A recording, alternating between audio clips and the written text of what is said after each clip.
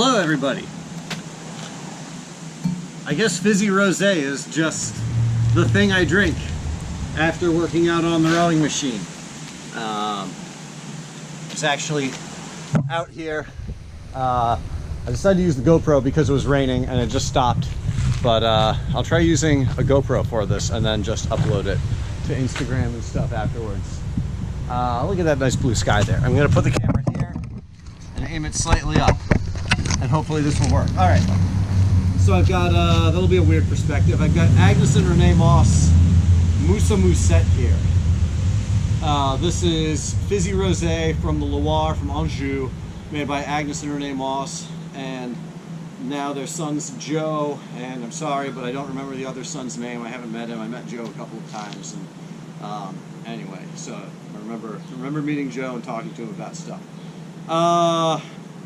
Agnes and Renee Mosse is, I don't know, they're a pretty awesome producer in Anjou. Agnes and Renee did other stuff. They didn't come from winemaking families. They didn't inherit this vineyard. They did other things. Renee and Agnes owned a bar in Tours, and that's how they started to sort of get into wine, because they sold wine there. And then Renee started working as a chef for different winemakers and like catering tastings and events at wineries. And then someone told him about, and I love it, I was just reading this on the Dressner website, he describes it as a winemaking association for old people. Basically like continuing education, you know, like classes for winemaking. And so he and Agnes went and they studied winemaking as adults and became winemakers. Worked at different wineries, and then found this old winery vineyard in Anjou that the owner was retiring and had no one to take over, no successor, no one to leave it to and stuff, so they bought it. They were like, boy, we can... He was from, Renee's from Touraine, he was like, geez, vineyards are so much more affordable in Anjou.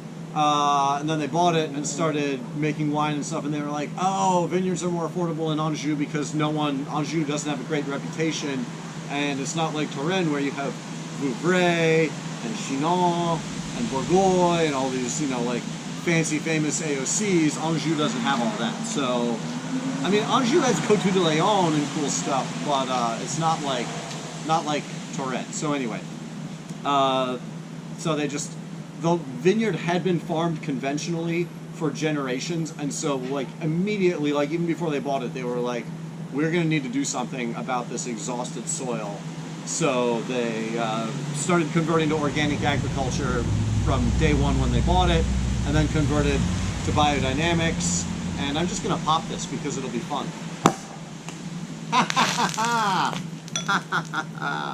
Wow. Wow, that really went. That was awesome. Oh man. So this is Pinot d'Aunis. It's not that cold.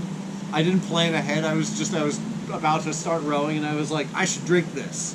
So it's not that chilled. Hopefully it won't explode like that. I didn't know where that cork went. Wow, it bounced all the way back over there. It bounced off the building.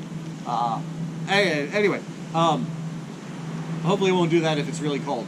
So it's 70% Pinot d'Aunis, 20% Grolot. Ferments direct press, so like harvested, pressed immediately. Juice starts fermenting naturally in stainless steel, and then they transfer it to bottle, and it finishes its primary fermentation in the bottle. So just like Pet Nat, except they disgorge it. So it's closed with a crown cap during that fermentation. Then they pop the crown cap off, sort of like that, but much more cleanly and everything. Sediment comes out at the top, and then they cork it.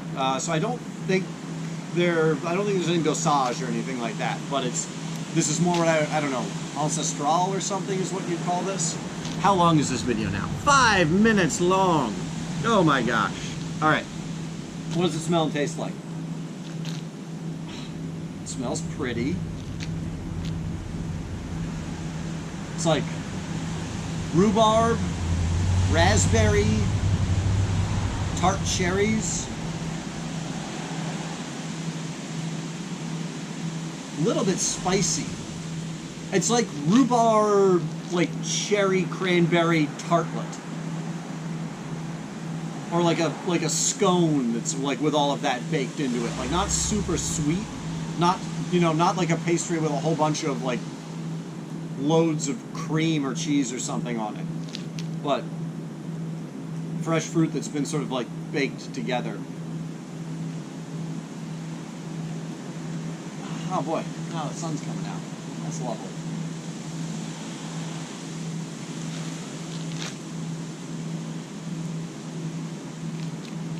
Very fine, persistent bubbles. Teeny, tiny little bubbles. Prickly.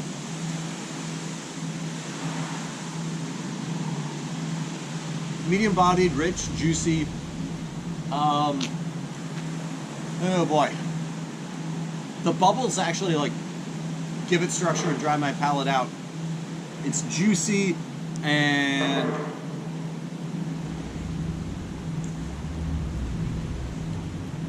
mostly like a cranberry raspberry sort of flavor to it. Not really orangey, not really like peachy.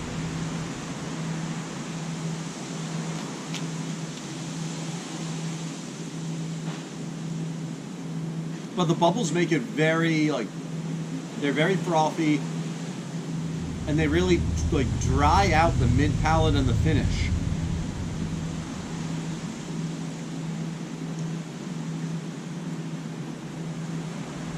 Really nice.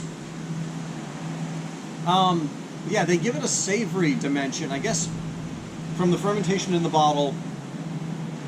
So it's a sort of a, what is that?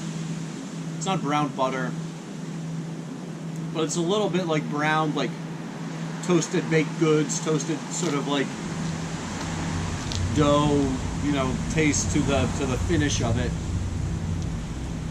It's really nice. It just gives it another dimension. If it didn't have that, it just makes it a more interesting, thoughtful, cerebral wine. It's very Loire. I'm gonna, like, late tonight, after everybody else is asleep, I'm gonna sit there and drink this, and I'm gonna read a bunch of Aldous Huxley about, Aldous Huxley, like, travel logs from when he was living in southern France and stuff, and it's gonna be awesome. All right, now I gotta go get dinner. Thanks for watching, everybody. I'll see you.